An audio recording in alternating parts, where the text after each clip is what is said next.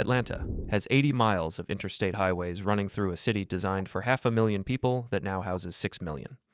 The downtown connector merges interstates 75 and 85 into 14 lanes of pure gridlock, where average speeds drop to 15 miles per hour during rush hour. They demolished historic neighborhoods for highways that became parking lots.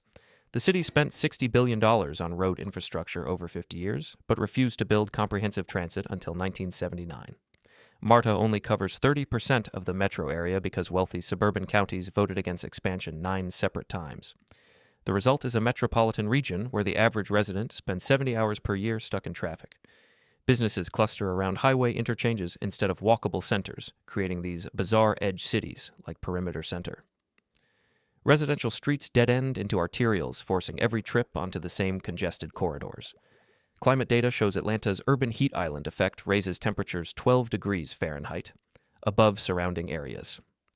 That's not urban planning, that's urban punishment. Dallas demolished more buildings for parking than any American city except Houston.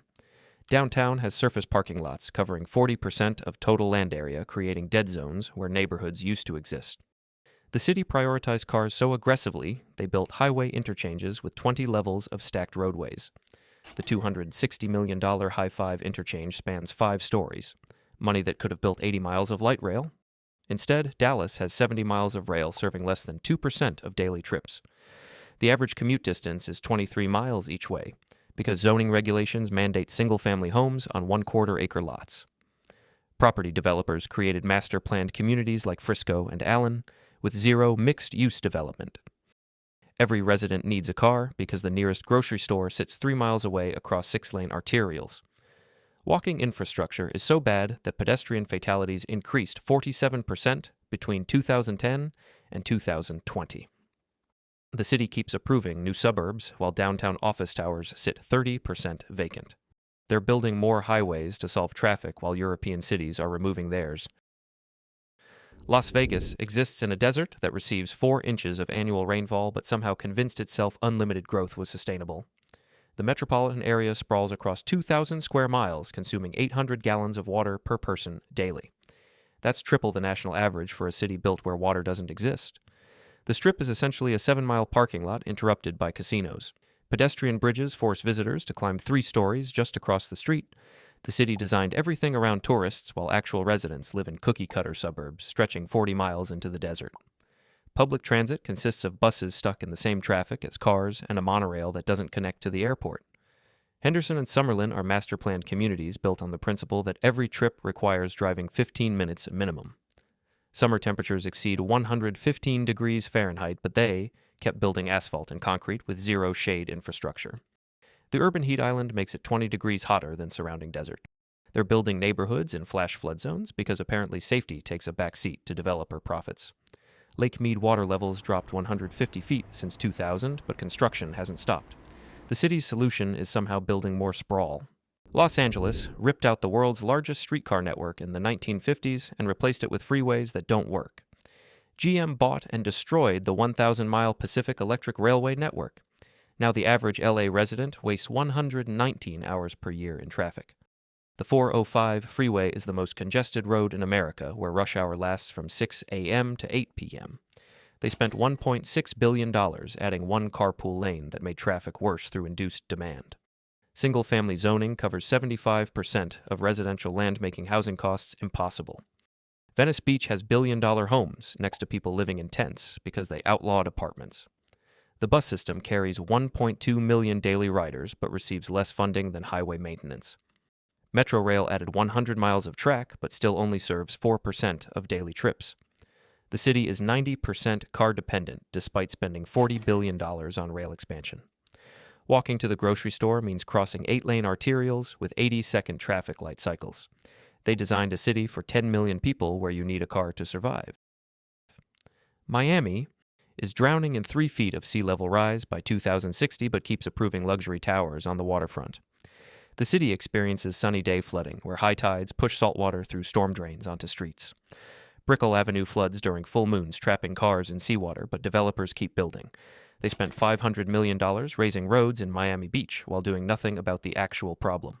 The urban layout is a car-dependent nightmare where neighborhoods like Kendall sprawl 30 miles from downtown.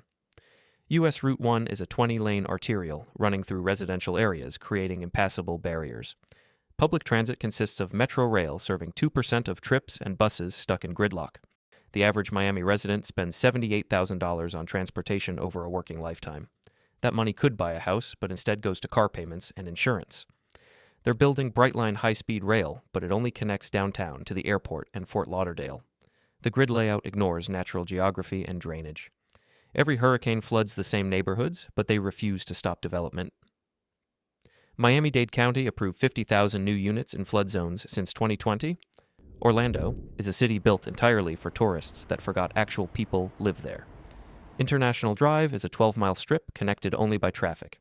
The average block is 800 feet long, creating walking distances that make pedestrians give up. Disney World covers 40 square miles, but Orange County has zero comprehensive transit. Lynx buses run once per hour on weekends, serving 500,000 residents who need alternatives to driving. The metropolitan area sprawls 90 miles in every direction, with suburbs like Claremont and Apopka completely car-dependent. They built a commuter rail called Sunrail that doesn't run nights or weekends when tourists actually visit. That's transportation infrastructure designed to fail. Every new subdivision requires 3 parking spaces per home, because living without cars is impossible. The typical Orlando resident drives 28,000 miles annually, spending $4,000 just on fuel. Lake Nona is a master-planned community with artificial intelligence streetlights, but 0 grocery stores within walking distance. The city keeps approving sprawl developments, while downtown remains office towers and parking garages. I-4 through downtown is the most dangerous highway in America, with 1.4 accidents per mile annually. They're expanding it to 16 lanes because apparently more cars will fix cars. Tampa demolished its streetcar system in 1946, then spent 60 years wishing they hadn't done that. The city rebuilt 3 miles of heritage streetcars in Ybor City for tourists, while actual residents sit in traffic. Downtown has a people mover called the Riverwalk that moves nobody because it connects nothing to nothing. The metropolitan area sprawls across 4 counties with absolutely 0 coordination between them. The Selman Expressway is a toll road running above a free highway, creating a 2-tiered transportation system. Poor people sit in traffic while wealthy people pay $8 to get home 10 minutes faster. New developments like Wesley Chapel and Riverview are 30 miles from downtown, requiring 90-minute commutes. Every subdivision is a cul-de-sac maze where leaving the neighborhood means driving 5 miles to reach the arterial. They're building suburbs on reclaimed wetlands that flood every summer during tropical storms. Tampa Bay area residents spend 82 hours annually in traffic despite having no dense urban core. The solution is apparently building Brightline Rail to Orlando, which does nothing for local trips. That's not regional planning, that's regional neglect. Detroit demolished more of its own city than Germany did during World War II. Freeways carved up historic neighborhoods like Black Bottom. They removed 40,000 residents for highways that accelerated mass exodus to suburbs. Downtown lost 60% of its population between 1950 and 2020, leaving 40 square miles of vacant land. That's larger than Manhattan sitting empty, with unmaintained infrastructure costing millions annually. The city filed bankruptcy in 2013, owing $18 billion, mostly from suburban sprawl infrastructure debt. Maintaining roads and sewers for 800,000 people spread across 140 square miles is financially impossible. They're finally renovating it, but that doesn't fix the dysfunctional street network. The M1 rail streetcar costs $200 million and runs 3 miles, serving 8,000 daily riders. Meanwhile, bus service was cut 40% during bankruptcy, while suburban residents demanded more highways. 8 Mile Road is a literal dividing line between city and suburbs, creating economic segregation. Detroit has the second highest car insurance rates in America, averaging $4,000 annually. That's a poverty tax on residents who need cars because transit doesn't exist. The city is demolishing 40,000 abandoned homes, but keeps approving new suburbs in Oakland County. They're building sprawl while the city center dies. Subscribe if you want your city to learn from these mistakes before repeating them.